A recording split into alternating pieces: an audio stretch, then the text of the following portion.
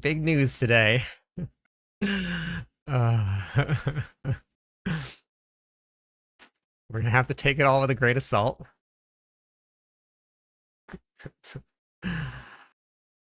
But some of the proposed changes just hit, and they are spicy.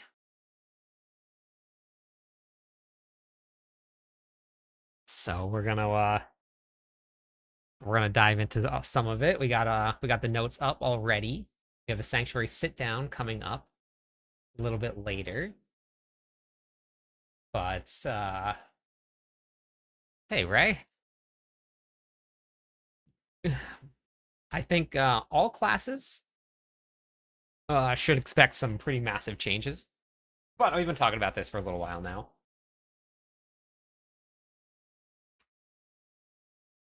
Got the notification.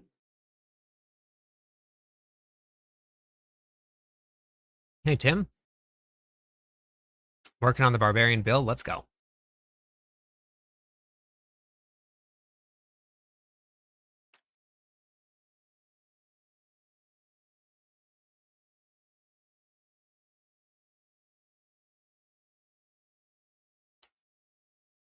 Hey, Garden.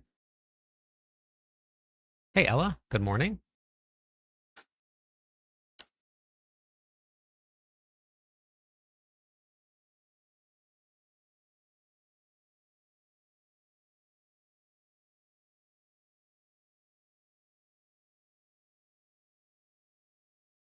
Hey, Better. How's it going?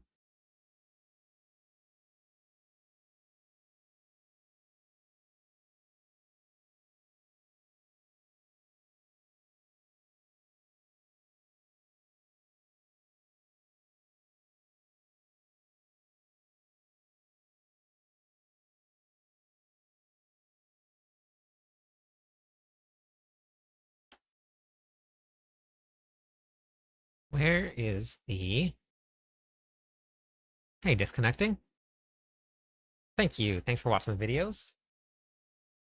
Appreciate it.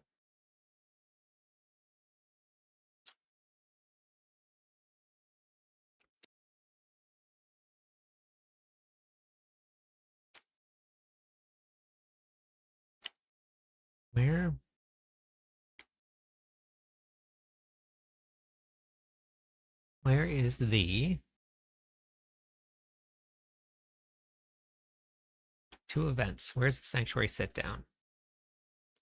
There it is.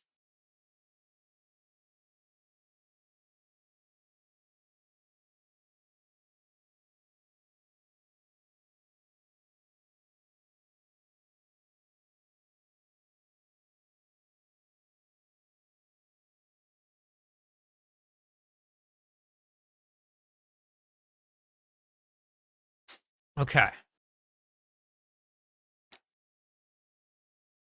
Yeah, Hellworm locations are very fun. Hey, Foo. Everything is... Nothing's happening next season. Nothing's happening next season. This is PTR changes. And also, every single class is going to be like that, not just the Barbarian. This will be every single class, and it's just the proposed changes for the public test realm. There's a big difference. They're going to go extreme one way or the other. So do not fear.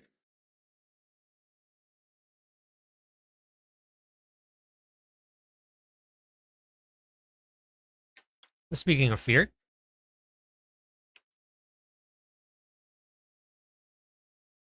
I'm just eating some scrambled eggs. I threw some breakfast together quick. I already got a video out on the seasonal content that's going to be coming to the public test realm.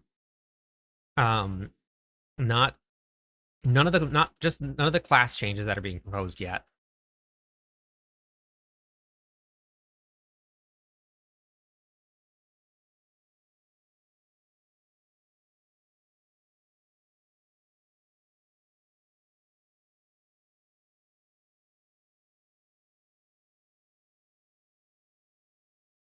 So,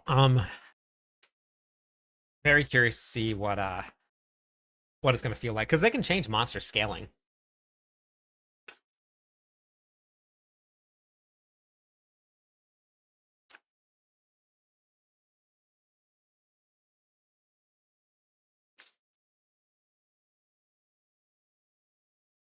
Everything is going to get nerfed.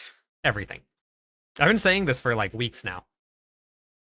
When we go into season 14, it's not going to feel anything at all the same.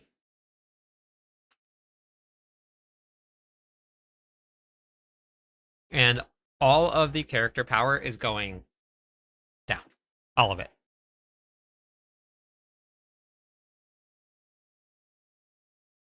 Nope, the sit down is coming up very soon. I'm currently in the waiting room. We are way too strong. The characters are all way too strong right now. All of them. They're not supposed to be as strong as they are, but it's a brand new season. Everything is going to go down. Everything is going down. The entire game. All of the characters are going down. All of them. We're going to see a lot of changes, but these are only proposed changes for the public test realm. This is not for what is actually hitting season 14. So anything that you're seeing is not final. None of it is final. 0 is final. So everything changes from season to season. We're only getting the public test realm notes today, and we're only going to see changes that will be on the test realm. So on the test realm, they're going to go pretty far one direction, which is probably going to be nerfs because we're way too strong as it is. And then after that, we'll make changes, and the developers will take all the feedback that everybody gives and then make changes to season 14.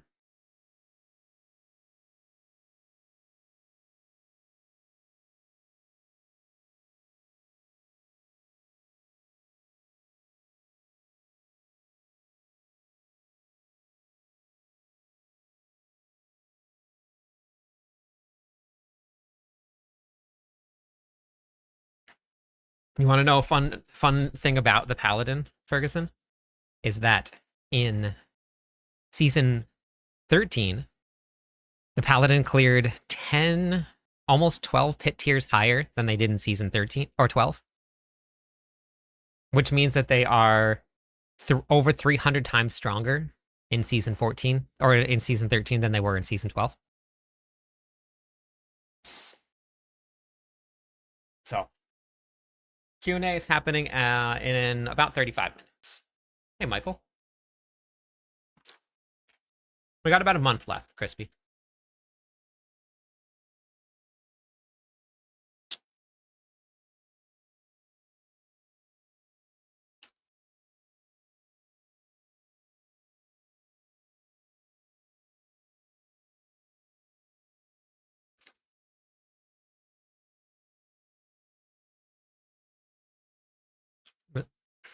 What do you mean by buff everybody up to a single level?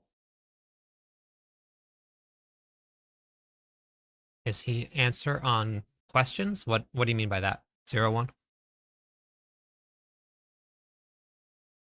Everything is the biggest changes that we know. All of it. There's massive changes.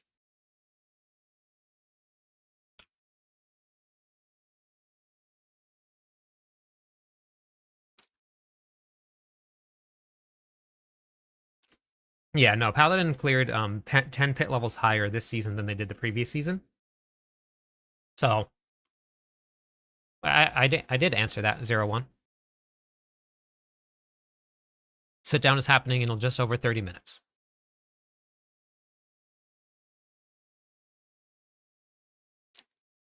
So for anybody that's watching, nothing is killed next season at all yet. The only thing that you're seeing is public test realm notes. You're not seeing expansion. You're not seeing what is actually going to hit in season 14. You're just seeing public test realm notes.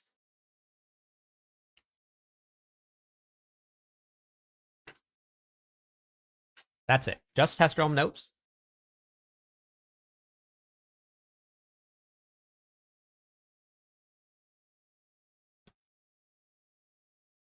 Thanks for the follow. Good afternoon. No, raids are for MMOs, 0-1, not for ARPGs. This is a different genre. Thank you for the Prime sub.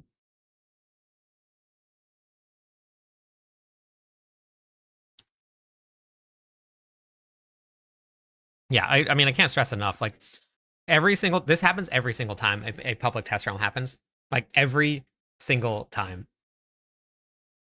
Oh, thank you, Ferguson. I appreciate it. The note for the test realm come out, and everybody freaks out, and everybody's super angry and super upset.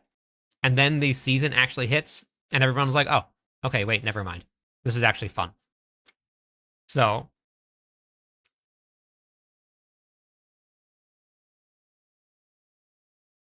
no, I don't. I write guides, so I don't do any personal reviews. So I just any information that I would give to anybody will be in the guides. So if you want to check out the guide, you can.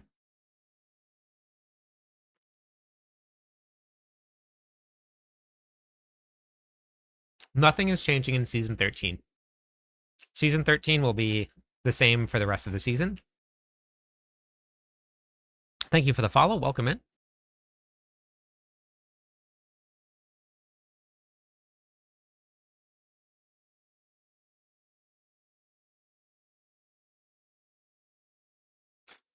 So they have to make really big swings. They've talked about this before. On test realms, because they're just testing, they need to know, like, if they made a 10% scale back, like, how do they know if it really made a difference? But if they like really, really go far back and everybody hops onto the public test realm and they see, okay, this is not performing like we thought it would, then they bump it up more. Then they have a really good idea of how much they needed to increase. But if they just do like tiny little tweaks, they don't know like the biggest difference that it's making. So they've already talked about it. They said they're always going to make really big swings either up or down, no matter what it is on the public test realms. Using the Barbarian, let's go. Barbarian build, killing it. I don't know about next season. We'll see what happens next season.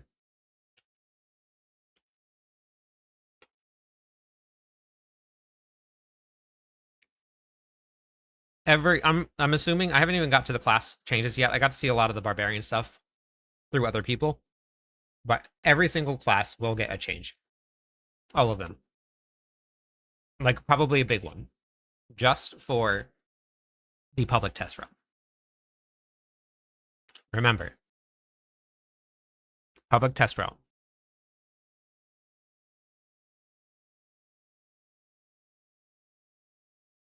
If you have really, really good gear, like top tier gear, you can clear 150. But any of the builds, you need top tier gear to clear 150. Thank you for the follow. Welcome in. Barb and Rouge for the win. Let's go. Change is good. Change is very good. I honestly, personally do not care if they nerf the heck out of things and we have to figure out new ways to do things. I love it. It feels like a completely different game every single time that you go into the new season, and I think that is super fun, super engaging, and it's the reason that I keep on playing. Like, we get a massive change. Like, maybe, yes, my favorite build gets nerfed, and then I have to try and find a new build, and then I find some really cool builds. I think it's cool. It keeps me playing, and that's what I like about seasonal games.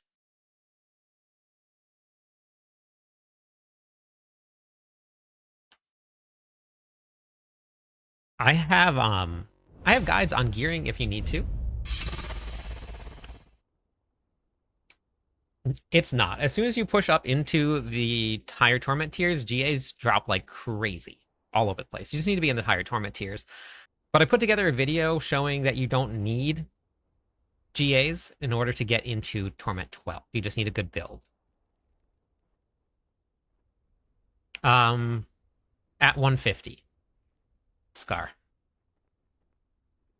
Hey, Jeff.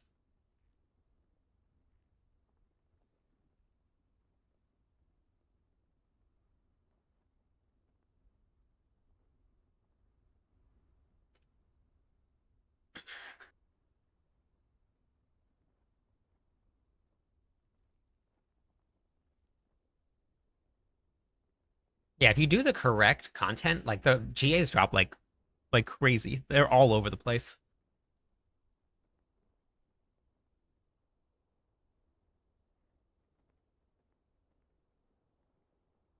Your Paragon level's still really low, Ben. So just level up your Paragon, and you'll get you'll have more survivability. Thank you, Andy. I appreciate that. I have a video that I'm going to come out with after this whole sanctuary sit down. I have level 150 glyphs, level 100 glyphs, and then level 50 glyphs, 51. And you'll get to see the difference between having level 51 glyphs versus level 100 glyphs versus level 150 glyphs. So I'll show everybody the variance because a lot of people are curious about it. So I'll be able to show everybody what the difference is.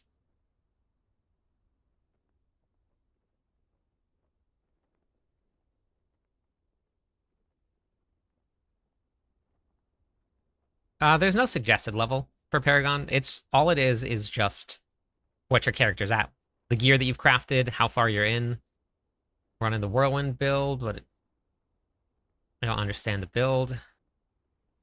Okay, so if you're a first-time barbarian, I have a great guide that you can watch. It's on my website. It's on YouTube. The website's free. You don't have to sign up for anything at all. You just go to the Diablo 4 videos, go to the Barbarian Endgame, and you can watch the complete Barbarian overview. This will give you a breakdown from top to bottom, straight from what your main stat is, all the way through arsenal selection, expertise, how to build damage, how to build defenses, how to build your Paragon board. All of that is here. So you can check this out. No, I am the Barbarian class lead for Mobalytics, so I have a ton of content for the Barbarian.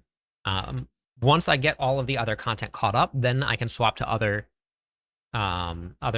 classes, but I don't think I'm going to get it all caught up this season.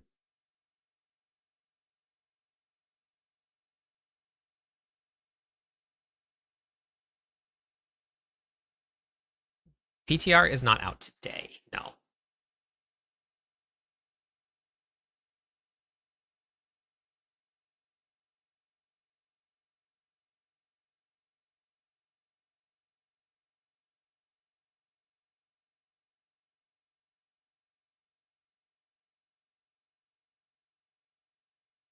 So I think it kind of depends on the view, Zelda, because like and what people consider viable.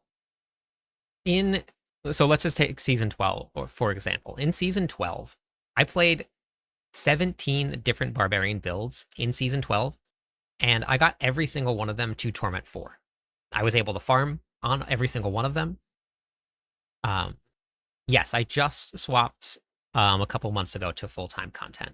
I was doing all of the other content while I was working a full-time job before that. So I just made the jump. So I considered those viable builds. Were they pushing the highest levels of the pit? No, they weren't. But like I put together a Quake build last night that I cleared pit 135 with, and I was super excited about it. That 135, you can do everything. You can kill bosses, you can farm, you can whatever it is you want to do, you can do it. But with the way that if you go and look at a tier list makes it look like they're not viable. But if you're having fun on it and it's clearing the content that you want, then it's a viable build. It just maybe you won't go all the way up to the very top tier. No, I don't know who that is.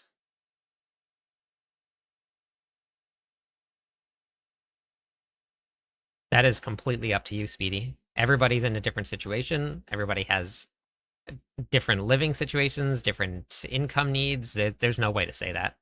It's based on you. Thanks, Butcher.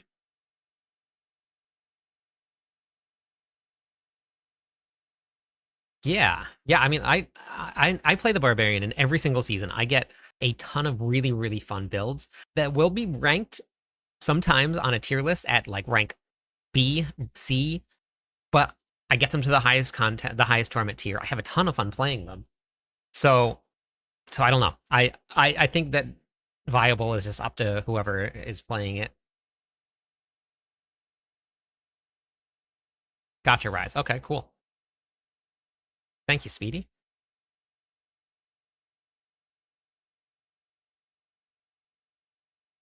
I play all my builds on a controller. All right, welcome in, Andy.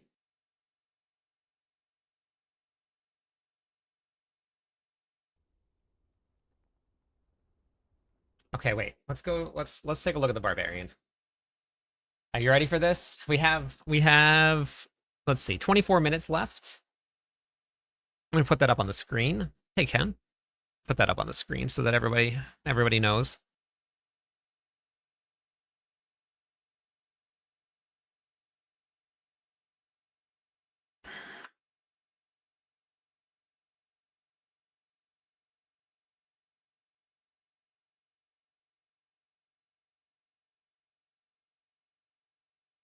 Okay. Put it right here. So, because if I put it anywhere else, people don't look at it. Okay, perfect. There we go.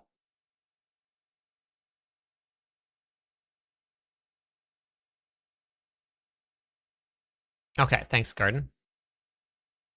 Change that. Good morning, Shmi. Hey, Venom.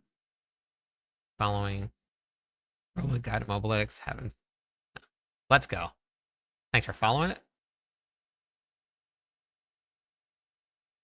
This is the updates for the public test realm. And remember, public test realm only, not season 14. Yeah, stand for 22 minutes and then you can sit down in 22 minutes. Butcher, thank you so much for that. That is incredibly generous. Thank you. That's amazing. Thank you. You can check your seasonal ranks. It'll tell you when season 14 starts. It'll be somewhere around there. Okay, so these are your talisman changes. They're changing the armed area. That's fine, because we weren't really using it. And I don't think this is going to be enough to use it. Anyway, there's not really any weapon swap builds, but... Squirrel, hello? So I don't know. That might not change much.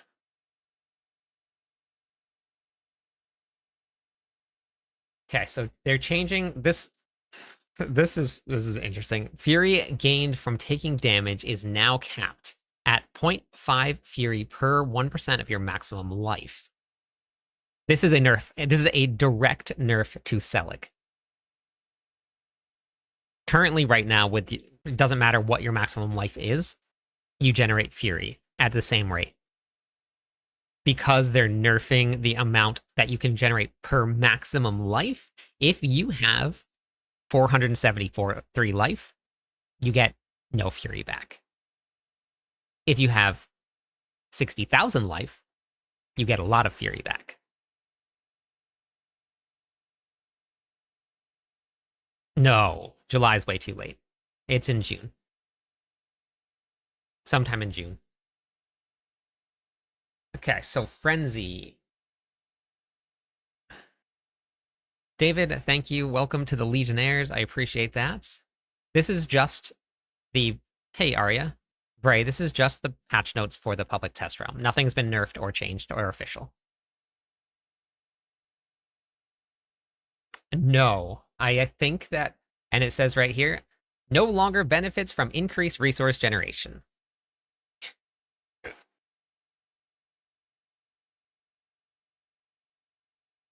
Yeah, next, this is the public test realm changes, not the season 14 changes yet. Okay. Immortal Barb is dead. Yes, 100%. Yep, it's done. Yeah, it's gone. Which, I mean, it makes sense. No other class in the game could do anything like that at all.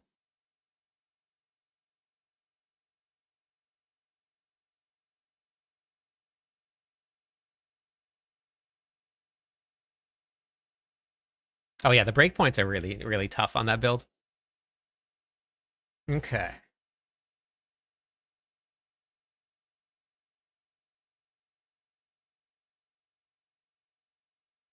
And Tech Rune? Yeah, I know. There's an Immortal build right now. And we're talking about the proposed changes for the public test realm. So Highlander no longer works with Apogeic Fear. Makes sense. That makes a ton of sense. Attack. So this previous, when you cast Call of Ancients, you gain 15% increased attack speed. So this is being sort of nerfed. For each ancient summoned. When you cast Call of the Ancients, okay. So slight nerf here. Wrath of Berserker also increases all damage by 30% for its duration. That is a buff. We got a buff.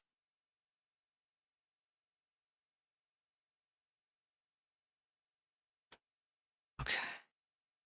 Okay. No, this is Season 14 public test realm, not patch notes for Season 14. This is just for the public test realm. Nothing is permanent. Nothing is going to be final. This is just for the public test realm. You can go look it up, Versailles. You just go to Diablo 4 and you go to news and you go to the patch notes. So for aspect of Limitless Rage, this is being nerfed. Which makes sense because it was giving you a 900% increase to your damage. So we're going to do, let's see, 350 times 0.2.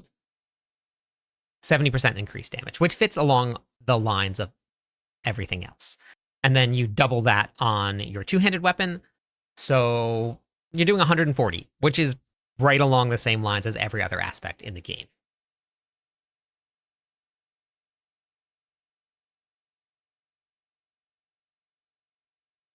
Yeah, max, right, exactly. Yeah. This is on my other PC, Versailles.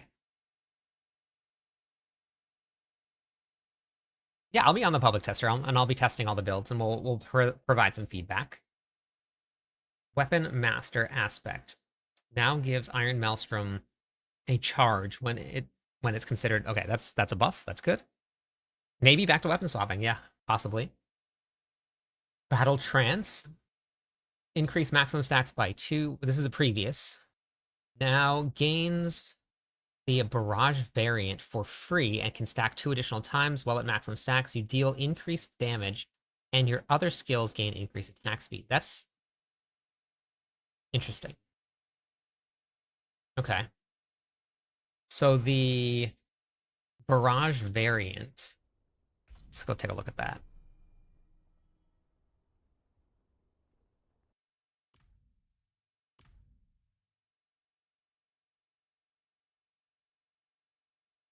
I know.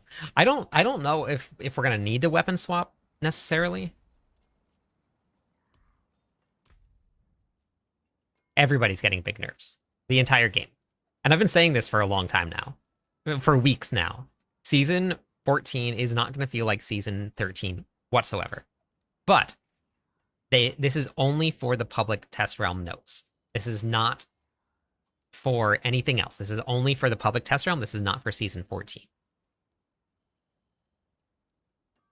Okay, so Frenzy stacks an additional 5 times, and you gain Berserking for 5 seconds while at maximum stack. So you gain this automatically, which means that you can get this, and you can get Throwing. So that's good.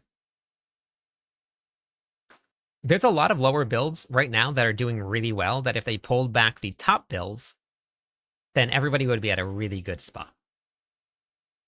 Hoda is probably like 135, 140. Quakes is at 135, 140. Rupture is like 130. Double Swing like 130, 135. We're gonna see some drops in all of that, but they can also lower the monster level and the monster scaling and the life. We did know this day was coming. Yeah. Hey, Star Knight. No, public test realm was not up. Yeah, big nerfs. They've talked about this a lot, and that's correct. Guys, they make gigantic nerfs or buffs one way or the other, no matter which way it is, on public test realm, so that they can actually get some good testing in. You want tier 20? Like Torment 20? This one is a big one. It fits along the rest of them, but and because we get so many stacks of overpower, this makes sense. This will probably put it right along the line of this right here. No, the public test realm always happens. Everybody freaks out and they say how terrible it is. And then when when the season actually hits, it feels way better than what the public test realm feels like. We're gonna see some nerfs. They're happening. No matter what. Like everybody's way too strong as it is right now. But normally the public test realm feels really bad, and then when you get to the actual season, it feels a lot better.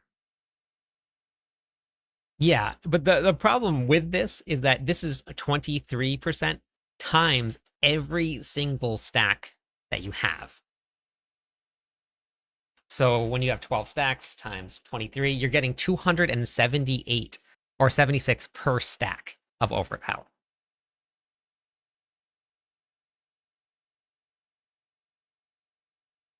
And then so you're getting 278. With the other ones, you were getting, let's say you could get 10 nodes times this right here. You were getting, what, 90? So this was way stronger than all of the other ones because you get this per node. So if you get, let's see, what is it? Let's say 18 times 12. So you're getting 214 now. So it's pulled back quite a bit. But this one, oh, sorry, hold on, wait. 216, I did that wrong. 23 times 10 times 12. You were getting 2,760 additive damage just from that one. That's how much you were getting from the Dominate board. Versus the other ones where you were getting 140 additive damage. Now, if you have the 1.8 times 10 times 12, you're getting 216, which makes it stronger than all of the other glyphs still, but not, what, 100 times stronger than all of the other glyphs? Doing good, Nar. Everything is still playable this season. Nothing's been changed. So this makes a lot more sense kind of to where it was supposed to be at with the other glyphs. Okay, is there barbarian gameplay? Fix an issue where chance to hit twice did not add modifiers to double swing tooltip. Okay. It won't dominate anymore. It'll just be among the pack. Fix an issue where Brawl upgrade for challenging shout did not grant additional damage reduction after increasing the skill ranks. That's interesting. An issue where non-attacks could grant stacks of winding variant for Whirlwind. It'll just win, yeah. It'll just Nation. Yeah.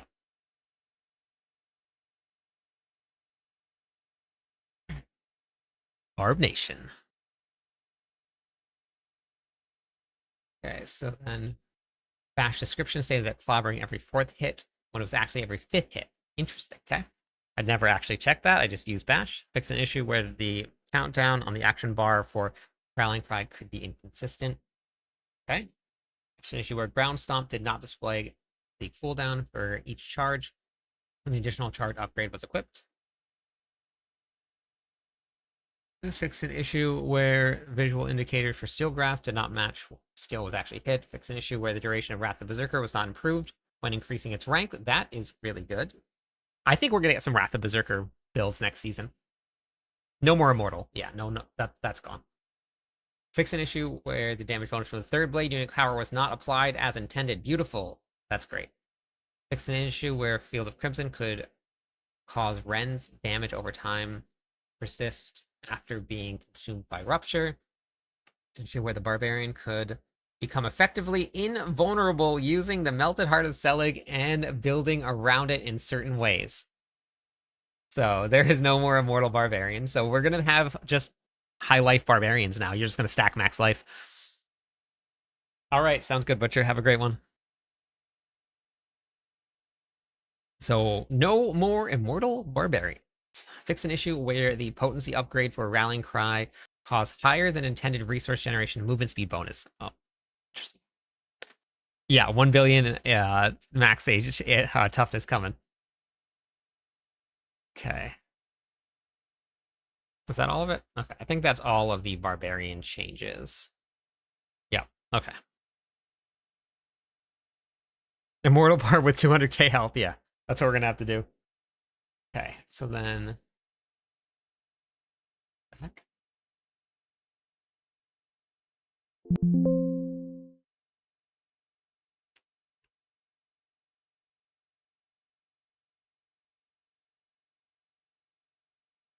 Okay.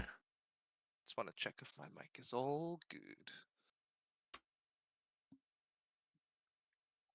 I can hear it. Nice. What's up, man? Hey. Hello, everybody. Can you guys hear it? Just getting things all set up on our side.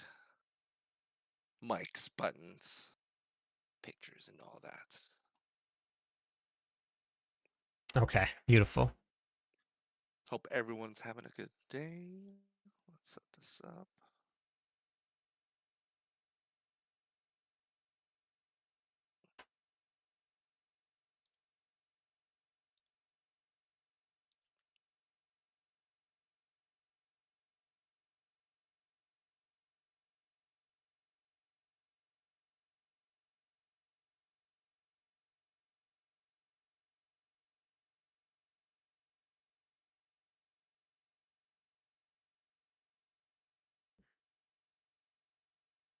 All right.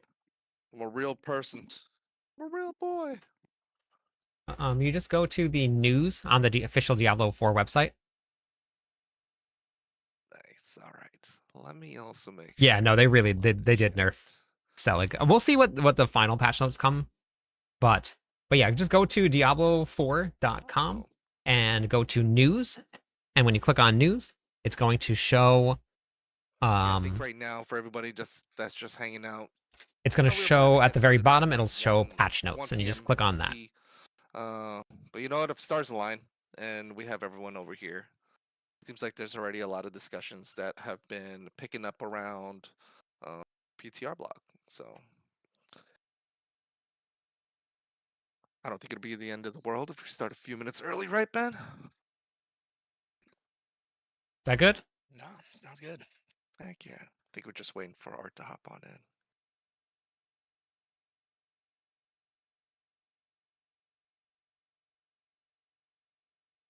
Hopefully that'll help.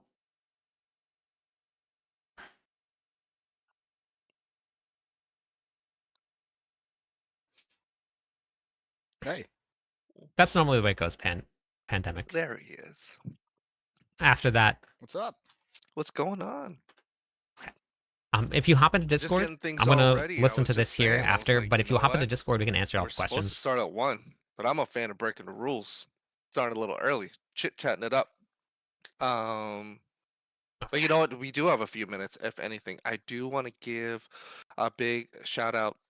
No pitchforks needed. Love and appreciation for all the folks over at Sanctuary, the pandas over here, as well as folks on our side with the rest of our community team setting this up, getting us all ready, so I don't sound too much like a silly goose. And of course, for all of you, it's been a lot of hype since the release of Lord of Hatred, and you know, Sanctuary is definitely one of the places where I go for like looking for games, for like for runs and rotas. But then just being able to host us for this conversation, really appreciate it. I think the big thing, just to kind of set the stage a little bit, is PTR blog drop released today. Obviously, there's been a lot of stuff that's been going on since the release of Lord of Hatred. So we do foresee that there's probably questions that overlap between those that exist for PTR season 14 content and things that are going on right now in the world of the current state of the current build for retail season 13. But yeah, I will be doing this lightning round style. So for those in chat, just drop your questions. The chat moves pretty fast. I don't think there is like a slow mode or anything. So we're just going to try to attend to as many questions as possible. We have been scanning places like Sanctuary, Discord, forums, etc. So we have a general idea of things that are going on and things that people are looking to get more information on. But yeah, I'll just be taking the questions in. We have the amazing crew of Art and Ben, and I think what we could do is, yeah, we'll pause for a second. Let's just jump right into it. So, I mean, Art, Ben, you down to get into it? Do it. Yeah, let's do Let's it. do it. You know what? I'll kick off first with just an icebreaker question. We have a little bit of time, so if you don't mind filling everybody in on what you do for the team and what did you roll for season 13? I'm Ben Fletcher. I'm the lead seasons designer, and for 13, I actually played on my base game Druid as Yes, it a is. Storm Companion build, which is fortunately a lot more viable after the skill tree rework. So that was a lot of fun. Hey everybody, I am Art Peshkov. I'm the lead systems designer. For season 13, I rolled Warlock as my first character. I did like this homebrew Dreadclaws thing, and then I respect Command Fallen at like when I hit tier 10 or 11 or whatever. Awesome, awesome. Yeah, and for everybody here, my name's Rich Bantegi. You might have seen me on the forums or any blue posts as Filthy Rich. For this season, yeah, similar to you, I rolled Warlock first, went Dreadclaws, APOC, and then had some fun even with Eviscerate.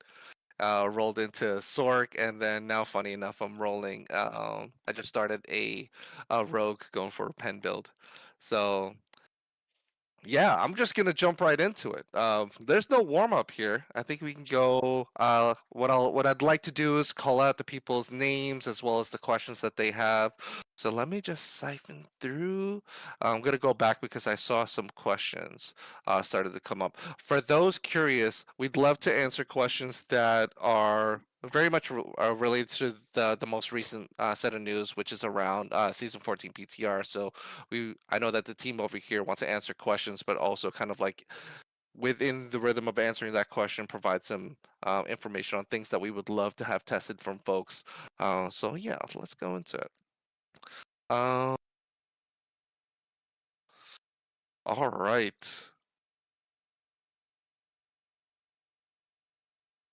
Always get overwhelmed. But once we get the ball rolling, we'll go. Okay. You know what? Let's kind of like go in with an easier questions just to get the words rolling off the tongue. So Locke Reindeer was asking, what's the design philosophy for Warlock? There doesn't seem to be a direction in terms of power scaling or functionality. Any response on that? Thanks for the question, Locke. Yeah, I mean, at a high level, the Warlock, philosophy and fantasy is that you are a demon summoner, right? You are summoning the powers of hell and as disposable resources to kill the powers of hell. We're generally relatively happy with where Warlock landed as a brand new class. Obviously, it's kind of overshadowed by some of the more I'm not going to say overpowered, but interactions and builds in other classes that are kind of scaling past where Warlocks can right now. We're looking to adjust things in season 14. Iggy is asking, is there a new benchmark for class builds to hit now? Previously, Colin said that they wanted each coherent build to be able to hit pit 80 to 85. So has this changed? If so, what is that now? I'll take this one. I don't really. Our goal is for like every archetype to be able to get to Torment 10, because that's kind of where the game is fully unlocked. And past that, it's really how far are you able to push your build. Ideally, everybody is within acceptable. Every class and archetype is within acceptable bounds of each other. Okay, I can't ignore this one. We may not have a full response, so please direct your throwing knives and swords to me. But Warland was asking, actually, no, let me see. I missed it, but it was around war plans. Sorry, I missed the question and the user, but the question was just generally around any current plans around making war plans account wide, and any other thoughts on that. I can take this one as well. Lightning round. So we made some changes to war plans progression in season 14. That should be reflected in the PTR notes. We are investigating expanding the way that War Plans saves to be not just per hero, but we don't have any more concrete news at the time. All right, this might be okay. Xinf was asking, will Realm Walker be better this time? Looks like he took some time to check out the PTR. See, Ben, some reactions from you. Any Yeah. changes to our Realm Walker, buddy? Yeah, I can take this one. So the Realm Walker, we heard the feedback from the first round of the Realm Walker. Like in general, is a pretty, it's a cool, big, imposing boss, but we didn't use him in the best way. I think the biggest offender was, we've got that phase where he popped up and you had to follow him around for like 5 minutes before you could even fight him. It's all streamlined now. The fight is almost completely reworked. So when you encounter the Realm Walker, you go right into the fight, and it's a lot more elaborate fight now. It's almost like a world boss that you can encounter out in the world in Helltides, outside of just a boss arena as a surprise, not just on a timer. And yeah, he's just kind of a badass dude now, looking to wreck some folks. Let's see here. Dante is asking, is your goal for the changes presented in patch notes intended to make the game harder to wear? Oh God, where'd it go? Dante, where'd your question go? I got wrecked by chat. I might have to alter. Oh, Dante, I'm sorry. I'm just gonna have to owe you one. I lost it. The chat kind of just ate the question. I will find it again. All right. Okay. Let me try to hold this. So Petronius is asking, can you elaborate on the new way mythics work and how they're similar and different than the existing mythics? Yeah, I can take that one. So the new mythics are a way, philosophically, are a way to elevate existing unique items, that are either generic or class specific to the level of mythics, right? Because there are some mythic items that just kind of dominate the meta in terms of what they provide in the slots that they provide. And the way that the new mythics work is that any existing unique item can potentially become a mythic, right? And they can drop that way. There are some crafting avenues for this. What a mythic means in this new world is that all of its base affixes are at the max possible value. They're not GA, but they just have the max roll. And then the unique power has a boost of 30%. So yeah, it's 30% better. What we've done, one other thing we've done is that we've given so there's that iconic mythics is what we're calling the old mythics. Those still exist. You can still get them. They have been a few of the kind of exceptionally good ones have been brought down to be competitive with the rest of the crew. Just so that we're actually fixing the problem of like nobody or not everybody slotting the exact same item regardless of build in the same slot, because it's the clear only answer. Thanks for that, Art. Oh, and one other thing, I guess it's pertinent. We've the new mythics will be craftable in the cube just like unique items are, or modifiable in the cube with affix modification, just like unique items are now in season 14. But iconic mythics are not able to be modified and not able to have their affixes modified in the cube. Gotcha. I think somewhat of a tie-in, I guess, related to specifics around the mythics. This is from K-League. For the new mythic object done within the cube, will it be a mythic unique with fixed stats like uniques? With fixed stats like uniques used to be pre-expansion, or will this have the random stats like the newer uniques? The new mythics follow unique rules where they have one fixed stat, one fixed base affix, and then 3 randomized affixes. But like I mentioned, in season 14, we are adding the ability for the cube to modify the affixes on unique items and new mythics. Awesome. Yeah, curious to the community's response with that one. I think I did like internally, even that got some eyebrows to perk up, some excitement around that. So yes, thank you for that. Let's see.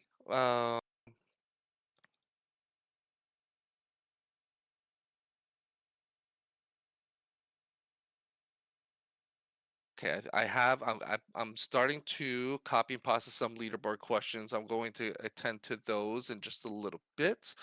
Oh, okay. So He Devil, I guess just for information, is asking, will these mythic changes, are they going to be permanent Thanks for the follow.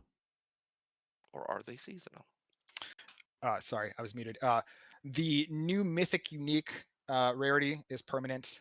Some so. of the loop in terms of like crafting is potentially seasonal only, but new mythics are staying. Thank you, Art. Thank you. All right. Have some. Let's see. Okay. This one might be controversial, but it is coming up. We are seeing a lot of tower and leaderboard questions coming out. So if we, again, it's one of those where like, hey, if we don't have a response, no worries. Like I think we can always follow up on it. But I guess just to present to the group over here, with tower going out of beta, now will there be a ladder reset or purges whenever exploits are found? Similar to like what we've seen with some of the classes, or will it be similar or will it be, yeah, let me pause it right there. Yeah, with tower going out, how are we approaching things like exploits and and essentially some bugs that might be affecting leaderboards? Art, I don't know if you have a better answer for that one. I'm not too tied into the tower. Oh, you're muted. Why do I keep doing that? No, sorry, I don't have an answer right for that right now. Sorry. Yeah, I mean, what we're seeing mostly right now is like one, we're super appreciative of everyone surfacing a lot of like the reports and bugs. I think not only just kind of like pointing to it, but also providing like a lot more insight information around like what's causing that stuff. So we're seeing a lot of stuff like I think what the players are seeing now is definitely some more reactions on like how we're approaching it. I think the most recent thing that it's occurring today is like, there are some things that are occurring right now in the current state of like season 13 to a point where like we care about the integrity of the game, so you're seeing that right now we put a pause into the official launch of what would have been like a new launch of a ladder. But just know the conversations are always flowing. I think the main thing is like trying to find that essence of like balance and integrity in the leaderboards. But yeah, right now you're seeing one example of like how we're addressing it, which is looking to find a solve for what's causing some of these exploits and bugs, and in turn, at the moment, putting a pause and delay.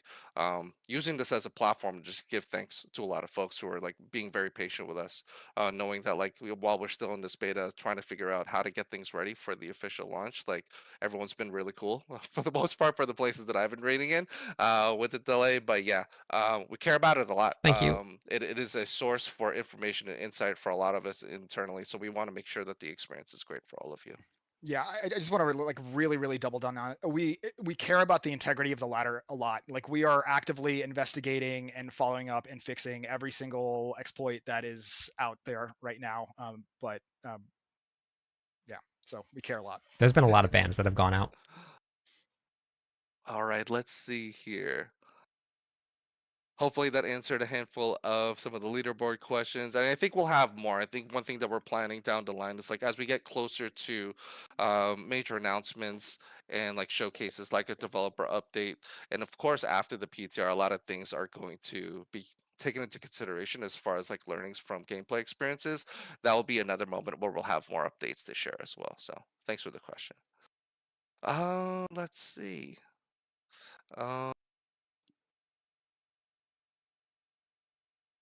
Answered questions around that. Oh, solo self found.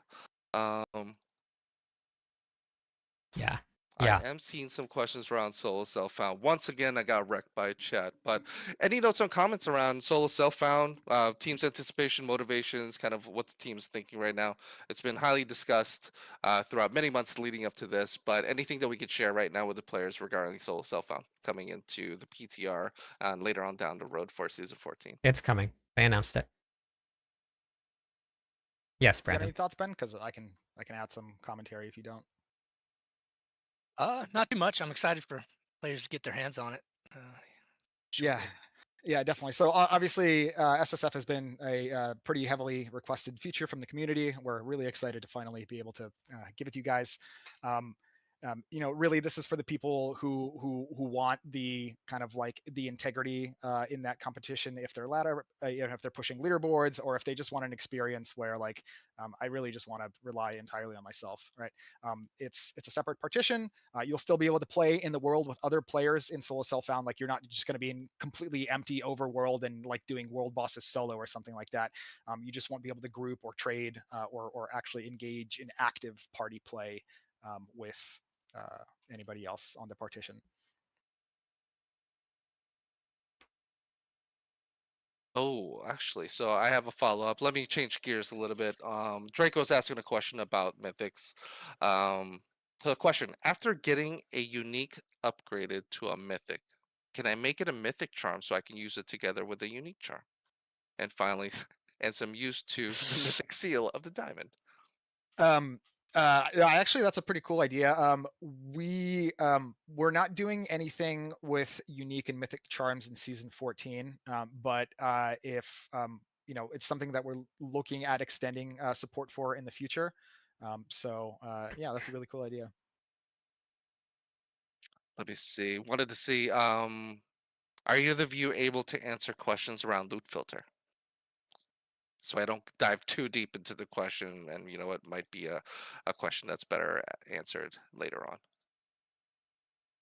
Yeah, I don't have too much info on loop filter. I can answer No. some high level questions, but I don't know. Depends on Yeah. what the question is, I guess. So Aoi Miko was asking, really love the loot filter. It helps so much. Are you planning to expand its functionality, like allowing us to change the size of the text labels, color saturation, and such, as well as settings for conditions per tournament level? Yeah, just curious about how the team is thinking about like loot filter and the expansion towards it. Yeah, I'm glad people are excited about the loot filter. I use it. Yeah, everybody uses it basically. We are definitely looking at extending support, largely based on feedback provided us from you guys. We're not doing anything in season 14, but keep sending us your feedback, and we'll look to build out the feature set in the future. Awesome. Let's see here. We had another question for unique charms, and I'm learning to scroll. I saw this one message from a mean person. It was like, "Hey, filthy rich, will you learn how to use your mouse scroll?" Hey, I'm doing my best over here. You know what? Let me go search for our next question. I think let me throw it back over to you guys. I think a lot of content coming into the PTR, and maybe you guys can take turns and things that you'd love to see players kind of like emphasize a little bit more focus on PTR, and I could start to round up some questions on my end. So feel free to hop in, whoever wants to go first. But again, phrasing around, what are things that you would love to see players kind of explore and venture off into when it comes down to what's coming in for next week's PTR? Yeah, so uh, our main kind of activity loop revolves around these new things called ruptures.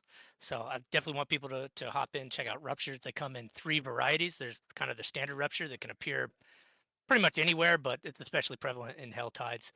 And that's mainly for helping with leveling and progressing your rep board. That's not going to be in PTR, but in the full release. So don't get too bogged down on those that are everywhere. What you really want to focus on is the two larger ruptures. So the surging rupture, those ones appear in hell tides, specifically in local event zones, and those ones are the ones that have a chance to spawn the realm walker. So when you do that, you have that chance. If it does spawn the realm walker, it pings everybody in the hell tide on that shard, and then so everyone can rush and work together to bring the realm walker down. And then we've got our largest size of rupture, which appears specifically in the boss arena that's southeast of Zarbanset. And that one's on a timer. It's every 20 minutes or so, and that one guarantees that you encounter a realm walker. And yeah, I just want to get your feedback on if the ruptures, are they fun? You're going to be doing a lot of them, so we need to make them as fun as can be. And how those work is you interact with them, so they're opt into activity. It expands, makes the circle on the ground that expands, and then that circle starts shrinking. And the idea is kind of the opposite of a lot of activities that we do where you want to close the thing as fast as possible. This is the opposite of that. You want to keep the rupture open as long as you can. So you kill enemies inside the rupture and close these tears that appear in the rupture, and that pushes the bubble back out as it's shrinking. You're not going to be able to keep it open forever because the rate that it closes keeps speeding up until you can't keep up with it. But you want to keep it open as long as you can, and that's how you earn the most rewards. And then the different versions are just kind of different takes on that. We've also got these a version of these that appear in nightmare dungeons with the rupture affix. So that kind of spices things up in that it's that circle, but you're in a confined space now, and you're having to deal with the walls and enemies in a lot smaller area. Let's see here. Also, You know what, Ben? While you're on that thought, I yes. actually have a comment here by Clarith. Clarith was basically commenting on how it was prior, saying that chasing the Realm Walker who moves slowly and spewed out few mobs every now and then was intense fun. Curious to know if there are any improvements, and I know we have a few things to kind of update in that regard. Yeah. You no longer chase it around. It's a No fight. more. When it erupts from the ground, either from a surging rupture or a colossal rupture. You just go straight into the fight, and you're not just following around slowly as it's like spawning in guys. It's like a pretty intense fight now, and you need to focus on it. And yeah, that's all. There's not any extra phases where you're like following it around. It's just a straight up kind of world boss fight almost now. Sorry for interrupting. I figure we're just gonna segue into some comments that are coming in from players as you're explaining.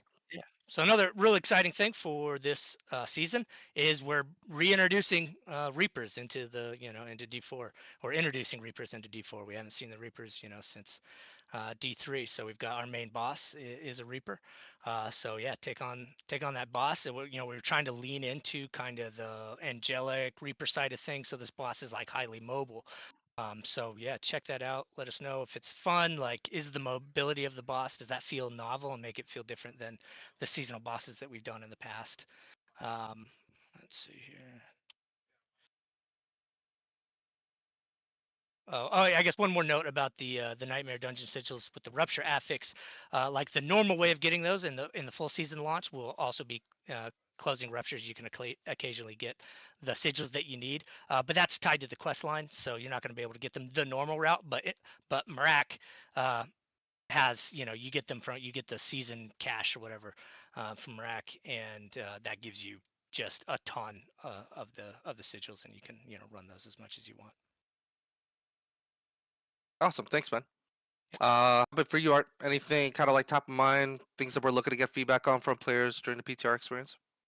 Yeah, I mean, I think the obvious one is like the new mythics, right? Like, how do they feel? How are they affecting like overall build crafting across classes and archetypes, and like the larger meta? Like, we're hoping we open things up a good bit and make there be more options and more variety at that helps you scale at the top end, right? Definitely looking for feedback on the war plans changes. Like we added party board sync, which should help playing in a party. So feedback around how that flows and works would be very much appreciated. There's a couple new activity nodes in Helltide aimed at one is like complete a full escalation sigil run, so the 3 dungeons and Kill Astaroth, and one is spend a longer amount of Helltide than the existing Helltide activity node. And these are their activity tree experience and their war plans rewards are all scaled to the fact that they are longer form activities. And this is really just to promote the fact that there's a lot of like nodes in the activity trees for those activities that like promote you for escalation sigils. There's a whole bunch of cool stuff with escalation sigil dungeons, and they're really fun, but it's really hard to line up multiple NMDs in a war plan. And similarly with Helltide, like half the tree is about like things that happen during thread, and like here's a 666 cinder chest, and like if the existing Helltide war plan is get in and get out in 5 minutes, I'm never actually engaging with that. So this is meant to help people who have those specs in their trees engage with that and not feel like they're chasing war plans RNG or like being inefficient. So super excited about that. We've changed mythic seals, or 2 of the mythic seals. I can't remember the actual names. The one that gives you -1 set requirements, that one's unchanged. We changed one of the other ones the one that was -2 charm slots plus 2 unique charms, we just removed the penalty. So it's just you can equip up to 3 unique charms. So the kind of build path, talisman build path there is you're doing a 3-piece set bonus and 3 unique charms. And then the third mythic seal for now has just been disabled while we kind of come up with a better design for it. For those eternal people, any existing copies of the one that's been disabled it's been replaced with the +2 unique charms one.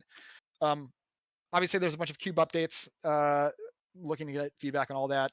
Looking to get especially on like how affix modification on uniques and new mythics feels.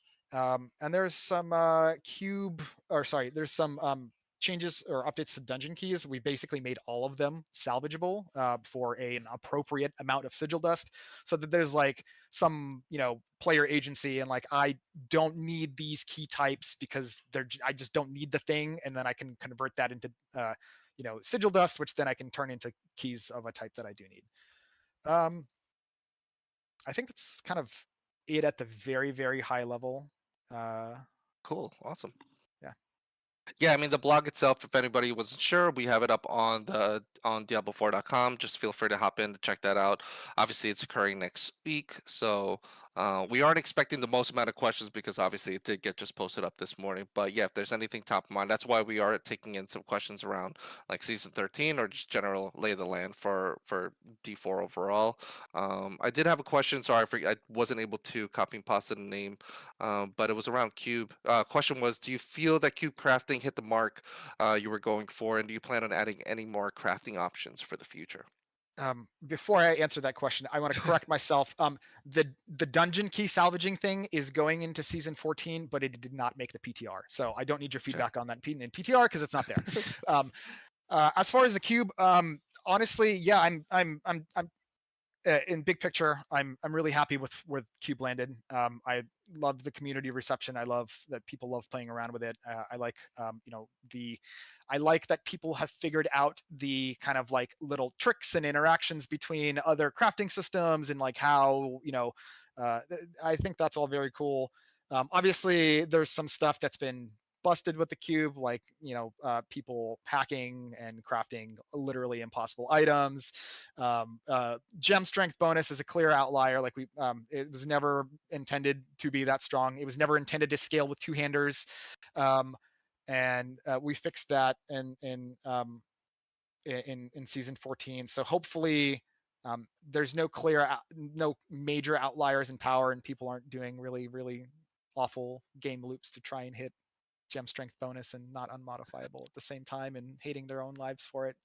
But yeah. Sorry, and before I forget, the second part of that question is like, yes, we are obviously going to be adding more crafting options in the future. We just added some stuff for season 14. Really, you can expect the cube to be a platform for more crafting stuff in the future, and we have lots of cool ideas.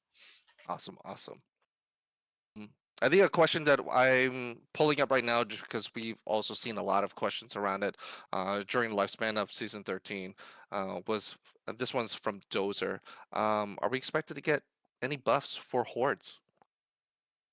Anything coming in anytime soon? Any new updates that we're okay to share with at this moment, or things that are coming in for PTR? Yeah, actually. So in PTR, we've doubled the base experience of Infernal Hordes. I get 50 XP base for doing a Hordes run, which on top of the general later Torment experience boosts to activity experience should make leveling your Infernal Hordes significantly faster. On the rewards side, I don't think this made the PTR. We've made like the Infernal Hordes chests better. Like we made the equipment chest better. We made the War Plans No Talisman chest better. We made the the materials and the gold chests scale way better with more Aether. I'm trying to think what else. So, but I don't think those changes made the PTR. But something that did make the PTR is when you do an activity in War Plans, the amount of reward that you get is scaled per activity to account for the time that each activity takes. So Infernal Hordes was already getting a bonus, both in terms of non-activity XP rewards. we've increased that bonus further. So when you do Infernal Hordes, not only are you getting double the base amount of XP now, the other rewards, all of the rewards are scaled more than they were before. So that should hopefully make it a much more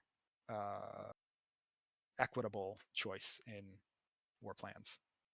Gotcha. I'm gonna cherry pick a few things that I've been seeing come up a lot in the chat, and I think it's fine if right now we're not ready to answer it. If anything, I do want to just recognize like, hey, we're aware of a lot of these comments that are coming in, so just want to acknowledge that.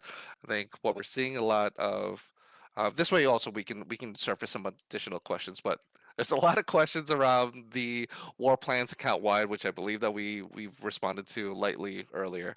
The other is, I think, just a lot of questions or requests almost for like any sort of remedy for stash space. I guess a lot of folks just trying to find a way to kind of like solve for that issue. And then the other is around Mephisto, like Mephisto sequences, seeing if there's a way to cut any of the scenes. Don't want to put the pressure too hard on you. Those are somewhat hard to answer, but if we have anything to add on, please feel free to share. Otherwise, just want to acknowledge to the community a hand over here on Sanctuary that, yeah, we're taking in these notes, this feedback. And if we don't have anything today, I'm sure that we'll have something for you in the future. No additional comments on the war plans thing other than what I said earlier. For Mephisto, I don't think it made it made the PTR, but we are making the cutscenes and stuff skippable for Uber Mephisto. And then I forgot what the second question was. Stash base, I think. Rejoice. The chat paused at that moment. Dude, I've been there. I literally I got to the point where I just put my head down while he's doing his thing, and then I'm like, okay, yeah, can I? Yeah. No, I think that's a good one. We've definitely seen a lot of that for each one of the iterations or patches, just people curious, like I wonder if it's something that dev team is considering. So thanks to all of you for mentioning that. And like that's really good news, Art, especially for the folks just running rotas, trying to target efficiency when it comes down to the loot at the end of the tunnel. Let's see here. Okay, we are nearing the end. Hopefully, that kind of eliminates some of the redundant questions, but do want to add some stuff in. There was a question I did see top of mind that kind of like resonated a little bit. Might be around leaderboards. I don't know if anyone here can answer it, but the comment was around fishing. Is there anything that we're doing to kind of like resolve for any iterations for leaderboards and how we can smooth out the experience for folks, especially for those looking to optimize or try to find that ideal kind of like map set via fishing. So one, I just want to acknowledge that the team is aware that yeah, this is something that Collins called out in the past, but curious to see like where we are today, if we have any additional comments on things that players can expect regarding like fishing and the experience with trying to get on top of the leaderboards. If not, we will reserve an answer in our dev update. Yeah, I don't have an Yeah. answer for that. Yeah, I don't think we have any specific answers, but in general, I think philosophically, like the goal is to make sure that the variations of permutations of things that can happen in the pit, none of them are too egregiously spiky in either direction, so that like the need and desire to fish is diminished. Obviously, to some extent, like it's RNG, it's a random based game. Yep. There are lower rolls and there are better rolls, but fishing is a problem that we are kind of always looking at. So thank you for that, Art. I think we have time and space for about two more. So let me pull some stuff. Chat trolling to the level 1000. Oh no, we may not. Yeah, just addressing the whole stash base. Yeah, sorry folks. We just don't have anything to comment on it. But yes, we do acknowledge that it is a common request from the players out there. All right, let's see. Thank you for the Prime sub. There was a question around unique charms. Avalon is actually asking to see. He is wondering if there are any new charms coming in anytime soon. Basically, also commenting that currently in the current state, not every unique ancestral charm can be made into a unique charm. So just curious to see like what the team's thinking from an itemization standpoint for unique charms. Yeah. So first of all, it is intended that not every single unique can become a charm. There are some interactions and some things that just are problematic, and that they were never built to coexist at the same time, and the mutual exclusivity it kind of needs to be there. But as a whole, we are looking to expand the roster of unique charms in future seasons, and also generally the like charms and talisman as a system. We're looking to keep building on it. Gotcha. I think this might have been a relative topic that I might have skipped earlier, but Shagrat is asking, Echoing Hatred, can it please stack so you don't lose the chance to run it? And please do not close the Echoing Hatred run when you have a dungeon open and the dungeon is closed. So curious to see if we have any updates around like Echoing Hatred. Probably one of my more joyful experiences whenever I get the chance in the key. That second thing is a bug. I definitely remember seeing that in the database. I don't know if it's been resolved yet, but I'll follow up on that after this. As for Echoing Hatred in general, we've increased the rate at which you can find a key to Echoing Hatred just from kills, just like killing elites and random stuff, pretty significantly. It's still meant to be like a rare kind of like bonus activity. So, don't expect to see a key drop every couple of hours or anything like that. But the drop rate did go up a good bit. Gotcha. Noob Sauce just was looking for clarification, saying that you mentioned that new mythic uniques will have an aspect that is 30% more powerful, but unfortunately the blog does not reflect that. So just maybe we can clarify over here, kind of like the function and the change from tier up to mythics and how they affect aspects, if you don't mind, Art. Yeah, so it's a new mythic unique is what the effect it has on the unique power is the unique No power problem, is Nacho. max rolled and then has a 30% bonus on top. There are some very specific exceptions where the unique doesn't quite scale in that regard, but in those cases it's Welcome being in. scaled appropriately. But generally you can expect a 30% multiplier on the max roll of your unique power as the effect of a mythic, new mythic. Gotcha. And I think I'll just sneak it one more in. Jojo King's asking, when a mythic unique drops in the game, are we able to alter it in the cube? No, I'm not sure if he's referring to the new mythic unique or actually the vanilla mythic uniques, but maybe you can answer for both. Yeah, I'll answer for both. The old mythic uniques, we're calling them iconic mythics, those cannot be modified in the cube. New mythic uniques and regular uniques in season 14 can be modified in the cube with chaotic and focused reroll specifically. This costs an additional resource than the base recipe, but yeah, you can do it. And I think Lo the Burger was asking a question around like, will it persist beyond the season? But I believe that because it's a seasonal mechanic, that it's just here for that moment.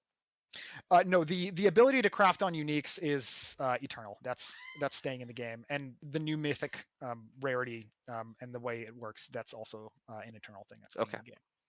Oh, there you have it, Lo the Burger. All right, folks.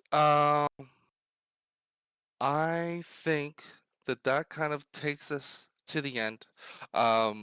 Next week's gonna be a pretty big moment for the PTR stuff. Really looking forward to everybody checking it out. We will, per the usual, have places and stages set up so that we can take in a lot of feedback, bugs, reports, the whole nine around everything for what's coming in for the season 14 PTR. Looking to figure out how we can continue to do these. I think right now we're taking time to go through it. Slow mode was a huge help this time around. Big thanks to all the mods and everyone. And I think we're gonna take a moment here to figure out like how we can make the sanctuary sit down and all the ones moving forward like more efficient and like direct to you guys. We didn't want to just blatantly ignore some of the things that we saw up in chat that are hyper prominent. Although some of those things we didn't have responses for, I think it's important that we at least acknowledge it. And there might be moments in the future, such as developer updates or even through just blue posts, where we can can address some of these things. But want you to know that we're here. Really appreciate everybody that's been hanging out, playing the game, hanging out on every one of the channels that exist for all conversations for Diablo. But Ben, Art, any final words before we take off? Double muted, Art.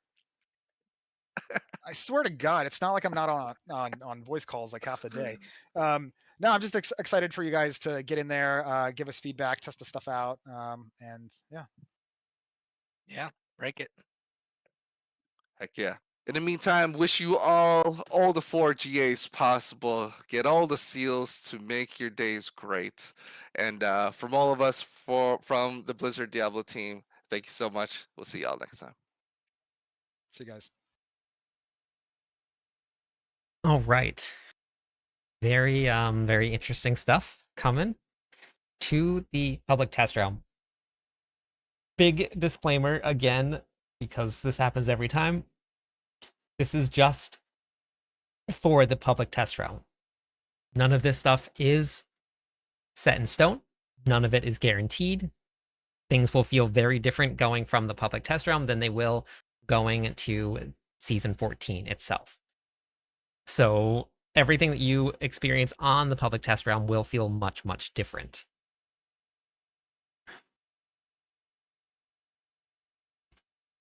I honestly would not want to be sitting in their seat at all.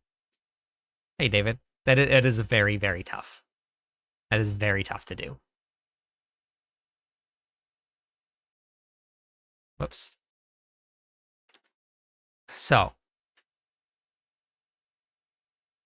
there will probably be no changes coming to stash space at all. They may group things up. We probably will be getting no more stash space at any time. They may like change around where things move into material stashes and things like that, but I don't think that we're going to get any more stash space for this foreseeable future. It's been years, and they've added 1 stash, so I don't think they have any plans on doing any of it.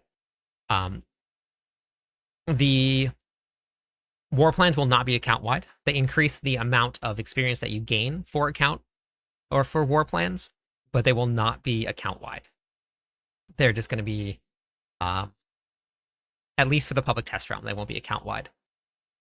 We can always leave some feedback for them, and how you do that. I don't know if I'm so logged into the game, but I'll show you. Yep, so they can increase stack size, which they've been doing a lot of. I don't think we're going to be seeing any increase in stash space, but I think that they can move things around. They can increase stash sizes, stack sizes. They reduce the amount of runes that we had. So I think we'll probably be seeing things like that. And then for the public test round, when you go to escape and you go to the menu here, there will be a feedback section on the public test realm that you can do. And then you can submit all of your feedback to them. That's the best way to do it.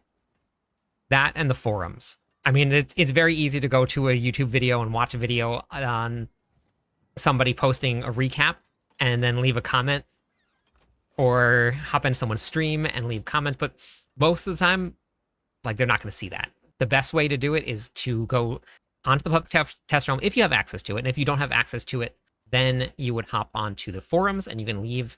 There's a whole entire section on the forums for the PTR itself. So there will be I think you can probably search for it. Let's see here. PTR. Yeah, so there's always going to be PTR sections where you can leave comments and you can leave information like your feedback and what you would like to see. That they're always going through it, a lot of it. So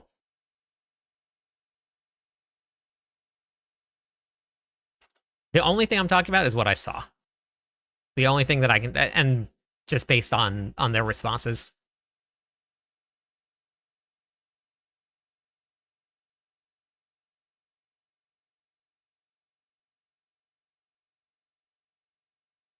So I don't know. I mean, like, I've played in this season, I've played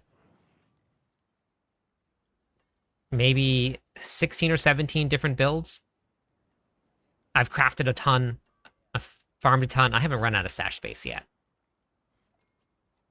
So I don't know. I haven't ran into that issue that people have had. And I know people are running into the issue with stash space, but I haven't seen it yet.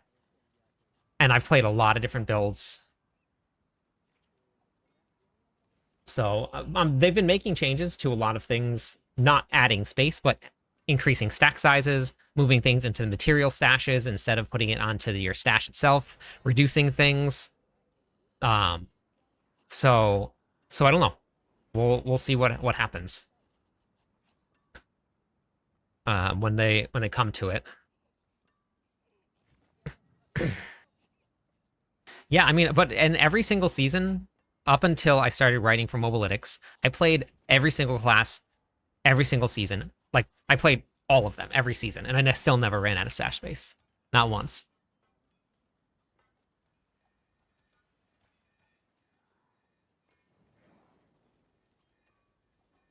So, but yeah, I can't make any changes, and I don't know what they're going to change at all. No, I've played seasons where I've played every single class, and I've played several builds on every single class as well, and I've still never run out of stash space. Like, I've been playing the game since launch, and I've not one season have ever had any stash space issues.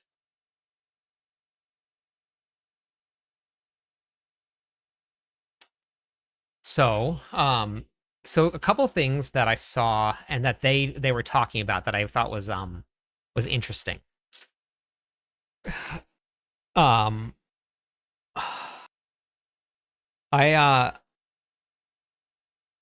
wonder if this is going to change, but this is definitely some of the feedback that I'm going to leave for them. Mythic uniques in their current iteration right now are changing a lot. Like a lot. And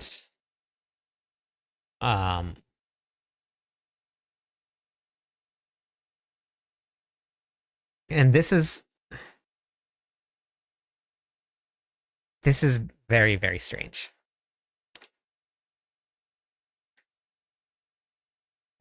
I'm pretty sure that the current mythic uniques that are in the game right now are going to become completely obsolete and not usable. I'm not sure, but just based on reading this and based on what they said in the Sanctuary sit-down, hey, Muns, I don't think that we're going to be using the mythic uniques that are dropping currently. So they're making a change right now with mythic uniques where every single unique will all the mythic uniques are going to function as uniques now. I don't know if they're going this might even change that they are no longer dropping as mythic uniques. They're just dropping as uniques. Because this says unique items. Now, they are mythic uniques, but this says unique items. Every single one of these current mythic uniques in their form right now will only drop with one guaranteed affix. Everyone. Thank you for the bits. That means reading this here. Lycander will only have guaranteed lucky hit chance to restore primary resources. That is the only one that is guaranteed. Every other affix will be random. Doombringer will only have maximum life guaranteed. Every other one will be random. The Grandfather will only guarantee critical strike chance. Every other affix will be random. The Herald of Neskin will only grant critical strike damage. Every other aspect will be random. That goes for every single one of the uniques. But which was fine, because if they're making them just uniques and every unique will now be able to be a mythic unique, that's just the way that the game is changing. But one thing that they mentioned in the Sanctuary sit-down is that the current uniques in the game cannot be focused rerolled. Only the ones that you upgrade. Which means that none of these can be focused rerolled at all. Now, maybe that was just a misspoke. Maybe it was just misspoken, or maybe, I don't know. But all of the other uniques that can be upgraded to mythic uniques can be rerolled. We'll have to see what happens when the PTR goes live.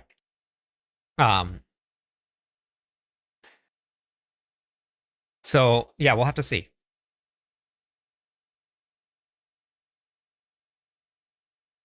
I don't know. I don't ever trade anything holy, so I'm not sure. I don't ever use the trade site. So now that's gonna be feedback. I'm gonna look for that on the public test room and see. I'm gonna look for that, and that'll be some of the feedback that I want to give, because then what's the point of these even dropping? Now you can only or equip one unique that you craft, one mythic unique that you craft. You can only equip one. I'm not sure. I might solo Southbound. I'm not sure about stash space management. Yeah, one season I'll play a full season. I'll play one of every class, Floki, and then I'll do a video about stash space management.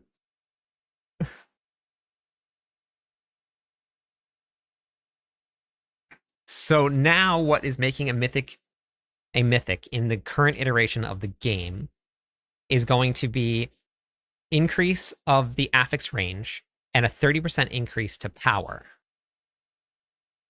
So now you choose whichever uniques that you want, and you're going to upgrade those to a mythic unique, and you're going to get a 30% increase to that specific one. You should be able to have, technically speaking, outside of just your regular legendaries, a full mythic unique build. No, you can use any crafted uniques you can use, but one crafted mythic unique you cannot. You can only use one of those. If you find a drop, you can have all of them on. But if you craft one of those, you can only equip one of them. It's just for the mythic uniques. You can craft as many uniques as you want, and we use all of those. But if you craft let's say you craft a Ramaladni's, but you find a Ramaladni's as well, then you can equip the Ramaladni's that you find, and then you can craft another mythic unique. Let's say that you wanted your Crown of Lucian as a mythic unique. You craft that, and then you put that on. Then you find a Crown of Lucian on the ground, and then you put that on, and then you craft your Ring of Ravenous as a mythic unique, and you put that on. So you can craft one mythic unique and use that, and that will be a placeholder until you find one on the ground that you're looking for. Because all of the uniques, every single unique in the game can drop as mythic status. All of them, every single one.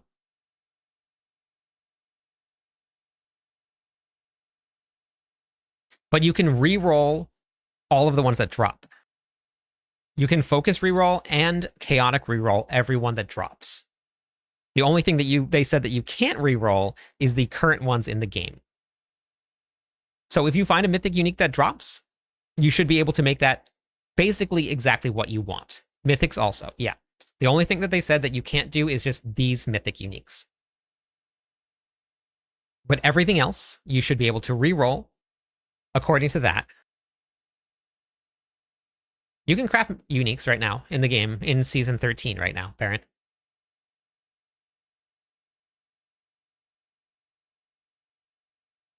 Yeah, right. Yeah, because, I mean, if you just crafted everything, you'd be done. And the whole point of ARPGs is to farm for gear. Like, that is the genre. So if they made it so you just stand in town and you get every single piece of gear that you want and then you're done, it makes a lot of sense. I like the one, and I like that being a supplement.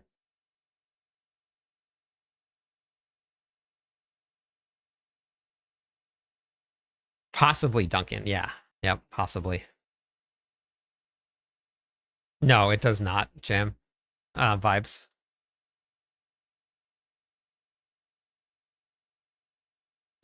So the new boss that they're adding into the game has a higher chance to drop mythic uniques than any other boss in the game, and it also drops the craftable materials. It's not the only place that it drops from, but it has a higher % chance to drop. That's what it looks like. That's what I extrapolated from what they said, is that legacy mythic uniques cannot reroll, crafted uniques can be rerolled. Now, I don't know if the dropped mythic uniques that of a regular legendary can be rerolled or not, but from what I heard, it's only the other ones.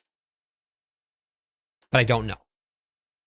Again, yeah, you can reroll the power on charms now in the season. You go to, for any of this stuff, you go to news. If you're looking for this, PTR notes. And the part that everybody misses at the very bottom, you have to open up the tab. So there's the very bottom, you're going to see this tab at the very bottom. You have to open that up, and then that will be all of the class balance.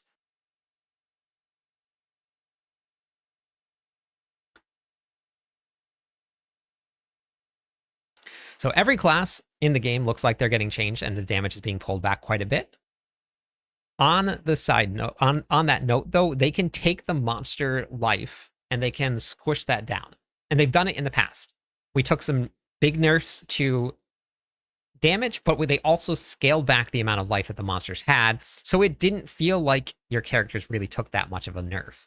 We like take season 12, for example, for the barbarian. We were doing barely trillions of damage. Barely. If you're doing barely trillions of damage in the current season right now, you're really not pushing very far, right? You're barely going anywhere. But in season 12, that was well into the pit 120s. Yep, no problem, Swift. So right now, you might not get to 120 just doing like billions of damage. So the monster scaling can change. Everything can change.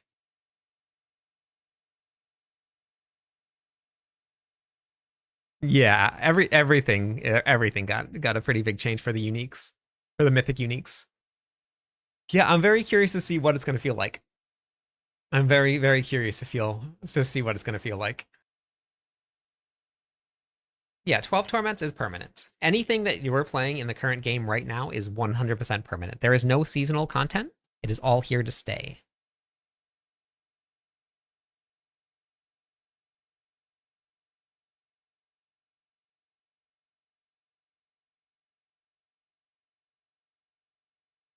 The new mythic uniques, I mean, you can craft uniques now. I mean, 135 is about where that build starts to cap out, unless you start getting really good transfiguration rolls. 135 is about where it should be at.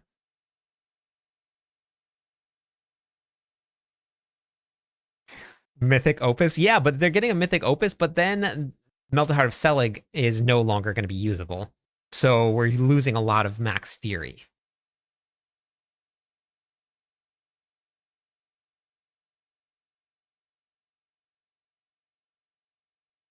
Yeah, and especially for the PTRs, Good Night Garden, there is no middle ground. They swing really far either direction.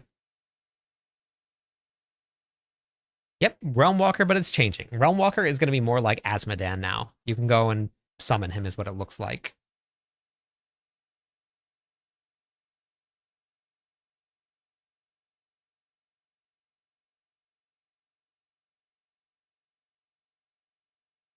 I don't know what command point is, but if command point falls under the same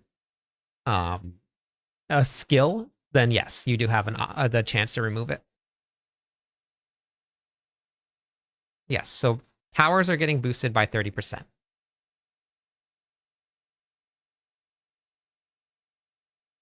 Yes, the Immortal Barb is gone, which makes total sense. It's the only class in the game that can do that, so it makes total sense. Yeah, that's about all you need. Is about, honestly, doing it at 135 is good. I did it at 130.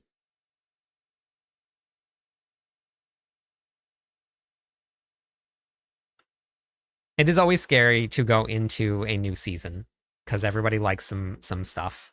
But the changes these are only, Miss Hardbone, these are only the changes for the public test realm. This is not for season 14. We don't know what's going to happen in season 14 yet. We don't know. we will have the public test realm. All of the information will be submitted to the developers. They'll make a bunch of changes, and then they'll give us the final notes for what the actual changes are going to be in Season 14. I'm going to give an example for everybody that is a little apprehensive about this. Season 11. So we're in season 10. We get the public test realm, and everybody absolutely hates it.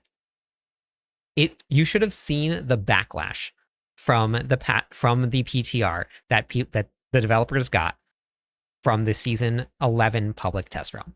It was widespread, it was harsh, and it was everywhere.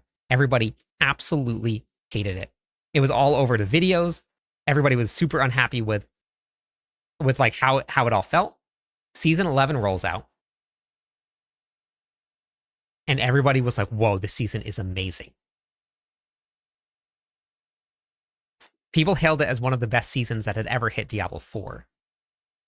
But the public test realm, people were so mad. So mad. And people loved that season. They played longer than they had ever had before. Will that happen going into Season 14? Who knows?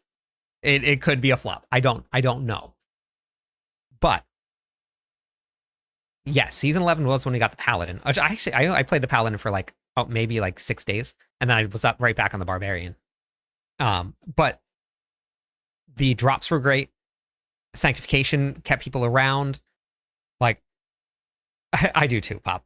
I got to speak to the developers in person, and when you get to do that, like the amount that you can see it and you can feel it and you can hear it, how much they actually love the game. They're going to be restricted to what they can and they can't do, and what they will, like what Blizzard or whoever is calling the shots will let them do. But they really, really love the game, and they're super excited about all of the changes that they're making and all the stuff that's coming. Like it was really, really palpable.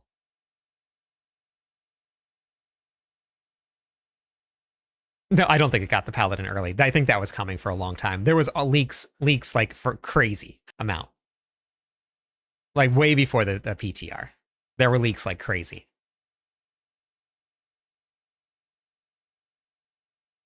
Yeah, so it's yeah, so they're excited about it. So please I know that it's tough, but yeah, just be nice and give constructive feedback, because feedback is needed 100%.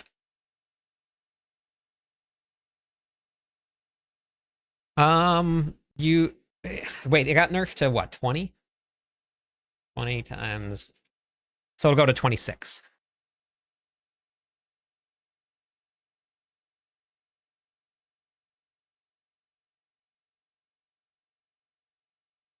Yeah, Helltides would be fun if it moved it around. So, I mean, for stash space, I just do this. I just set up different tabs. So, gems, sigils.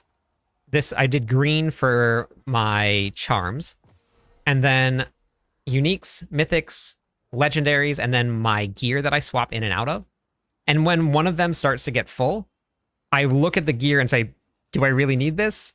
Probably not.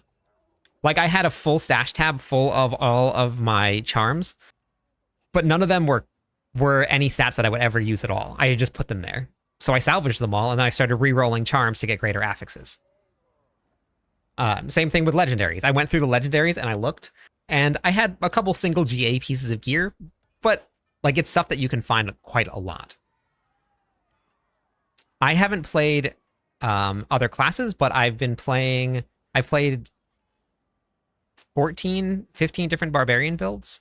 So I've salvaged a lot of gear that I was using for other builds, and I've gotten rid of a lot of the other things. Now I don't have like a set of charms for the other classes that I'm using, but all of the charms I mostly keep inside of my stash here, because I don't really need any more than just this, because unless it's a greater affix charm at this point right now, you don't need it. You just salvage it.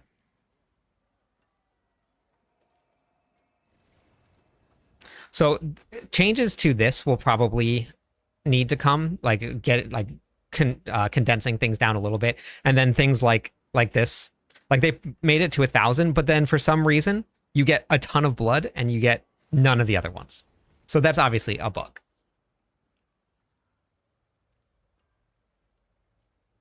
I've had a ton of fun with all of them, Brian. Like I had so much fun playing Quakes last night. Hey DJ Philly, how's it going? Thanks for the follow. So once you get to a certain point with your builds or your classes, like the amount of stuff that you actually need to keep can be reduced pretty significantly. Hey Abraham.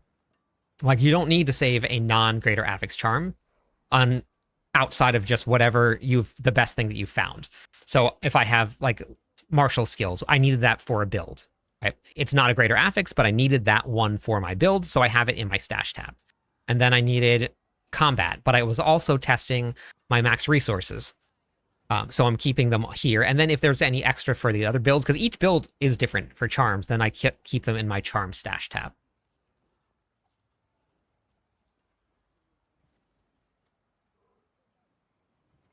Yeah, I have done a lot of Helltide. I've done a lot of Helltide. So, and I got a ton of them. It's also a ton of... So, like, even for this, I could get rid of this. I just haven't done it yet. And with getting rid of these gives me more Forgotten Souls. A lot more Forgotten Souls. So I just need to do that.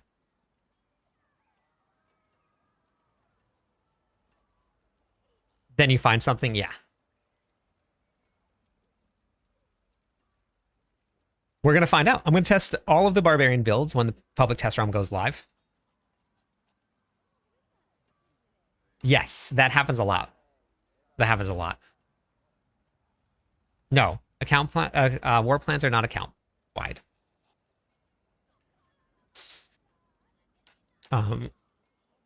Because you can turn these into uniques, and uniques salvage into Forgotten Souls. They increase the amount of experience that you're gaining from war plans to make it a lot easier for progression. I'm actually... Let's see. I started playing another alt, and I actually was glad that I didn't have my war plans carried over so that I could level up something and I had something to do.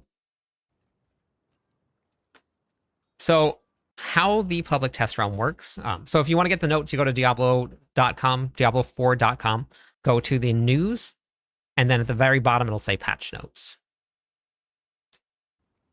Hey, Red Dragon. So how they work is you log on and you have two choices. You can test out leveling and see how leveling is going to feel in the new season, and you can level up. You'll also have Mrak. Mrak will be a vendor that can boost your character and give you fully unlocked character, and can also give you all the gear you need, all the materials you need, everything that you need. For the most part, you can get from Mrak. There's still some randomness involved in the public test realm, which I kind of wish that they would take that aspect out of it so that you could just get on there and test. The cube or the caches that they give you are just randomized, but it's a small thing. You can still, it does take a couple hours to put a build together, just so that everybody knows. Like if you're going to hop on and you're going to do it, it does take a little while to get your character set up, get the gear you need, get the materials you need. So it's not a fast thing. And for anybody that feels like they're missing out, you're really, the only thing that you're going to miss out on is testing and providing feedback. Because a lot of times when you log on for the first time, which actually the last PTR was relatively stable, but a lot of times there's going to be bugs. It's supposed to have bugs because you're supposed to find them and fix them and update them. So that's what the public test realm is for. Yes, yeah, it's supposed to be. So we're supposed to find these all. You're supposed to submit them. We're supposed to test interactions with things. So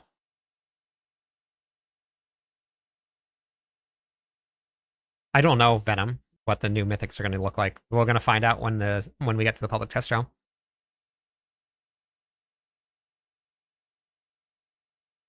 You can get full 4GA rolled. Yes, and yes, you can, and test everything. Yeah. If you want to put the time in. I normally never get put the time in to get full GA. But I also never play the game with full 4 GA max rolled affixes. So wait, Karu? No longer make enemies vulnerable. Oh, interesting.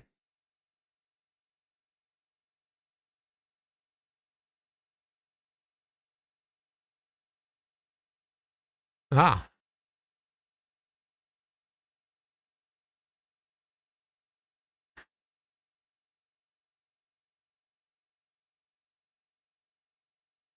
Invokes Druid Petrify skill, stunning enemies, restoring primary resources. Now invokes Druid and increasing the critical strike damage against them. Okay.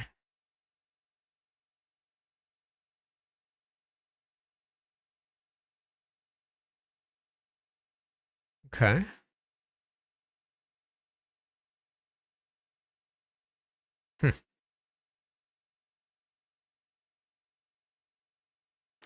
So many builds are using Ka just to get 100% uptime on vulnerable damage.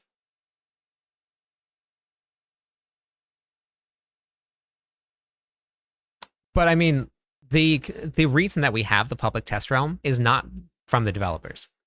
The game launched without the public test realm. People kicked and screamed until they finally added in a PTR.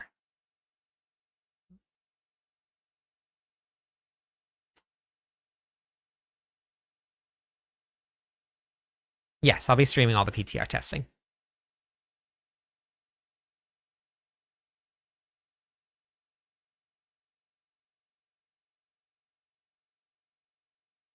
I salvaged most of mine, Goldie.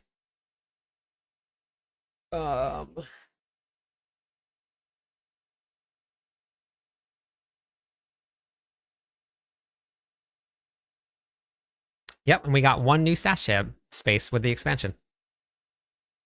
Dance Knives. So Dance of Knives got the damage got decreased, Flurry damage got increased, Twisting Blades damage got increased.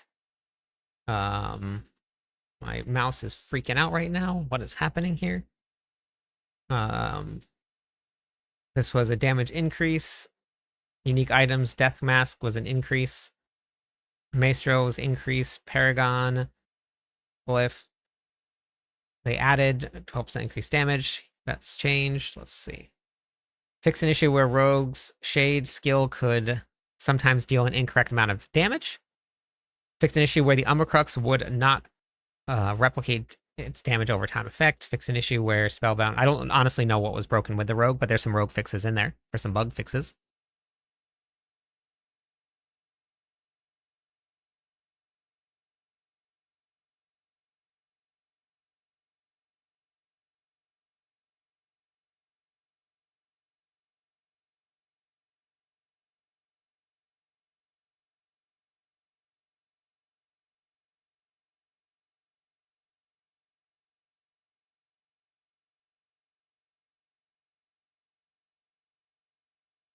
They did mention some new changes coming to salvaging sigils and stuff in the next season.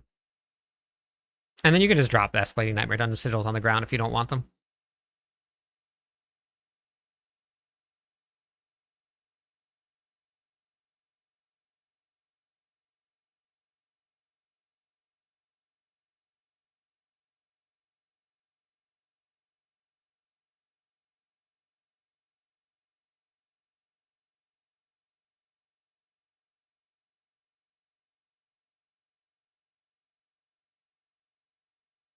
I'm not too sure, Goldie. I didn't get to play the Sork yet, but all of these changes here, these are all just for the public test realm.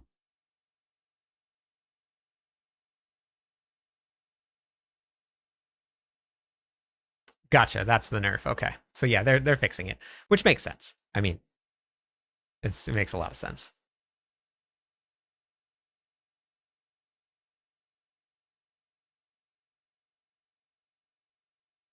So big changes coming out of to the PTR, but I don't know what it's going to feel like.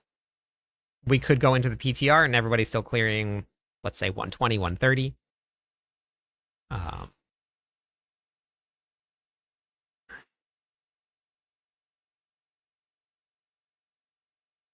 So yeah. Yeah, that's not good.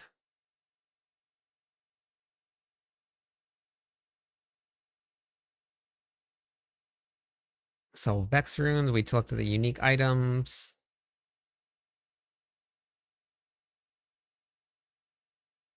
Barbarian uniques are getting fixed, which was nice.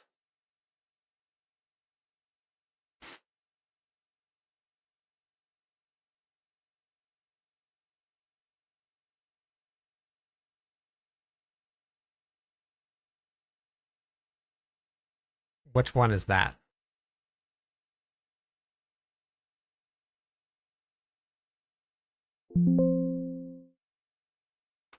I didn't say anything about Crusher.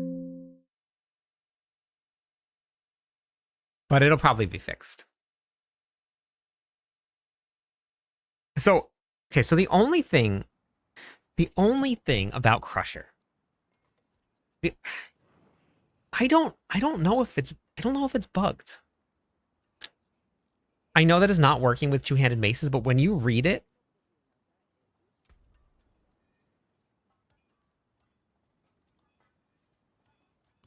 I don't know if it's bugged.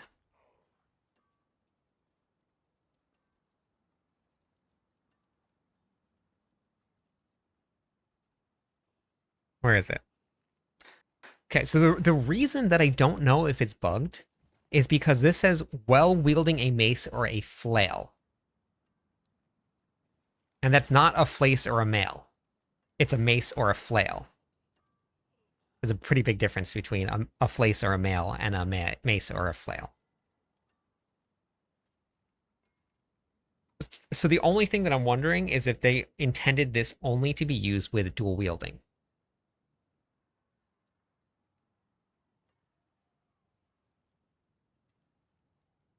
I mean, I know that it could. Yeah, see, you would understand that, Muns, if you watched my videos.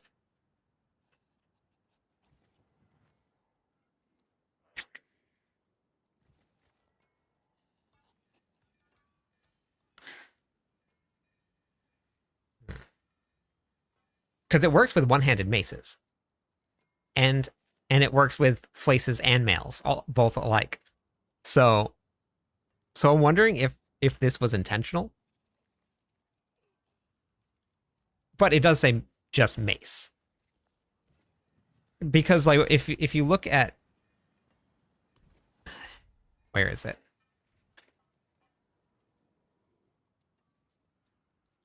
This right here, they put bludgeoning, right? Bludgeoning is one-handed maces and flails, but this only works with the two-handed bludgeoning weapon. It doesn't work with a one-handed mace or a flail. And nobody said that this was bugged. No, it is the 3 different arsenal selections, but they are bludgeoning maces. Yeah, and they are just called mace. This is a two-handed mace. Bludgeoning. So I'm wondering if it's not bugged. And everybody just noticed that it wasn't working and thought that it was a bug. Because this just says mace. And like Might says what? Might says two-handed weapons. They specifically said two-handed. So I think it used to work with two-handed weapons, but I don't think it said flail before.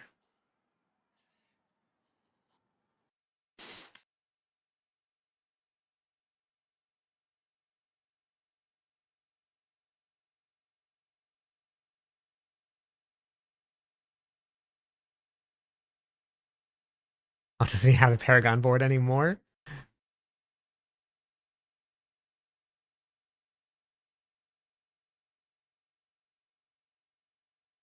Okay.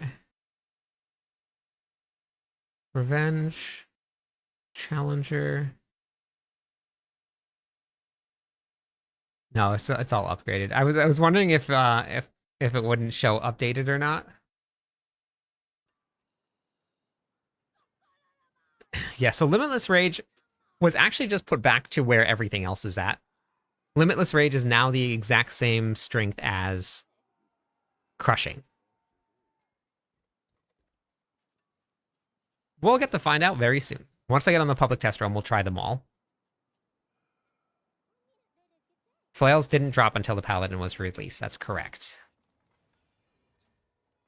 So I'm wondering if they just made the change to Crusher. Because it's a huge increase to damage. Like, if you compare it to Might is 8%. And most builds are running two-handed maces. So you trade off for a bunch of extra damage using Crusher and going dual wield. Which, honestly, I mean, that might not be a bad option. Go ambidextrous. Ambidextrous and Crusher. You just lose out on the two-handed mace versus and polearms expertise options.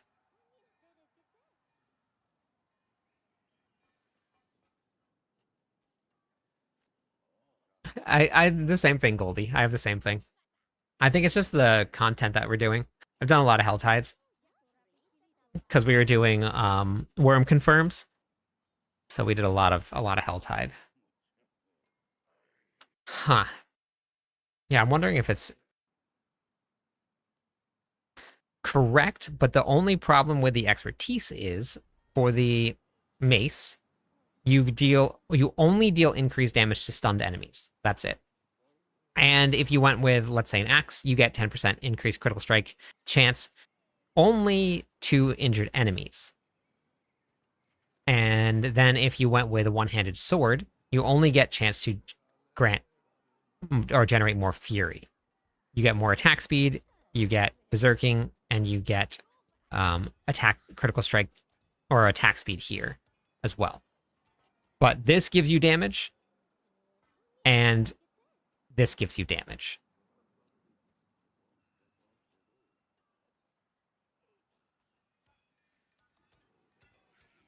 You would have to get rid of your two-handed mace if you went with Crusher. Crusher doesn't work with two-handed maces. So you would have to drop Might and have to go with ambidextrous instead if you were going to run that setup. But then you would lose either the 15% increased critical strike damage from polearms or the 15% critical strike damage from your two-handed mace. Which you're not making up that damage difference by putting on Crusher and ambidextrous. Focus reroll only rerolls everything within that same category. And you can get all those categories right from this cheat sheet. You can type in !docs or !sheets. And you can grab the Herodric Cube, and anything within that category, a focus reroll will have an option to reroll any of those.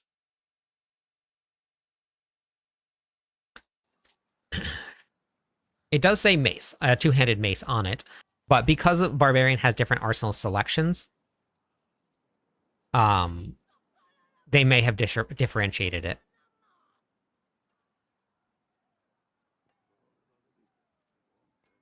Wait, what, David?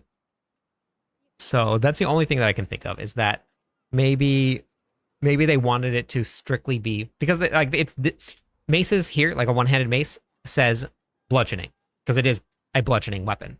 But when you select this option for leap, even though you're using a bludgeoning weapon, it's specifically referring to the two-handed bludgeoning weapon, but they just didn't put it in there. So I'm thinking that Crusher may have been intentional. I don't know. I could be wrong. But that's what it seems like.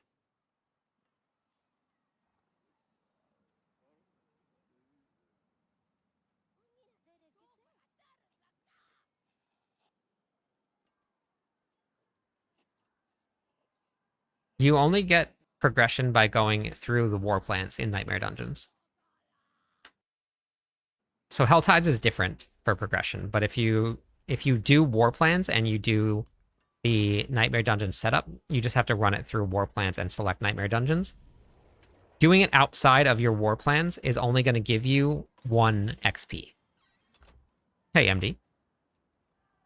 Lillian, welcome in. How's it going today? Liliana, Queen of Darkness. Hello, welcome in. So yeah, interesting stuff coming out of the public test realm.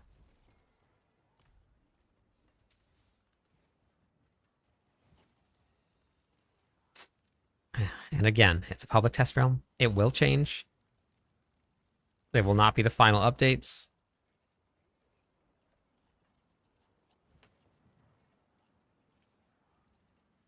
Hey, Philippe, welcome back. Yeah, there was a big update, MD. So we're on checking out the update, going over everything.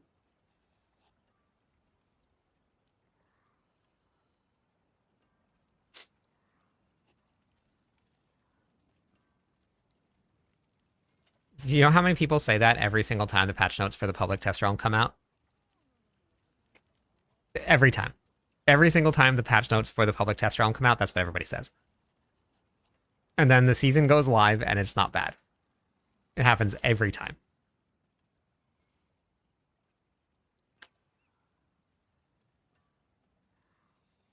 Yeah, the season has been a lot of fun.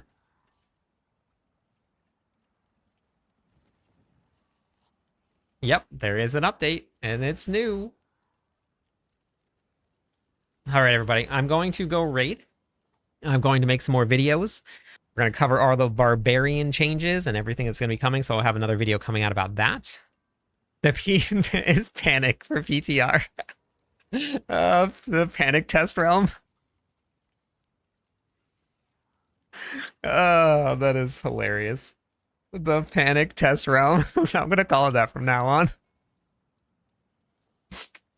Oh. That is so funny. We only have 1 month left in the season. I love that. That is amazing. Okay, so we're gonna go raid Loathburger. Loathburger is working on a partner push. So if you have the ability to just do a lurk in the stream, that's all he needs is just lurks. Average viewers for a partner push is the only thing that matters. So if you can just hang out and stay, raids count. So, but I do have a whole bunch of guides that I've posted, Goldie, on how the world plans work, and I'm going to do some more pretty soon. No, it's not July. It's coming up we have, according to this, we have 32 days left in the season. So it should be, but yeah, thank you everybody for being here. Thanks for watching that with me. I appreciate it. I'm pretty excited to get onto the public test realm. It's on Tuesday for anybody that didn't catch that. Tuesday is when the public test realm is going live. I will be live Tuesday morning as soon as it goes live, and we'll be on testing. So, all right, everybody. Thank you again. I'll be on tonight again, normal time. We'll catch you all then. Yeah, no problem. No problem.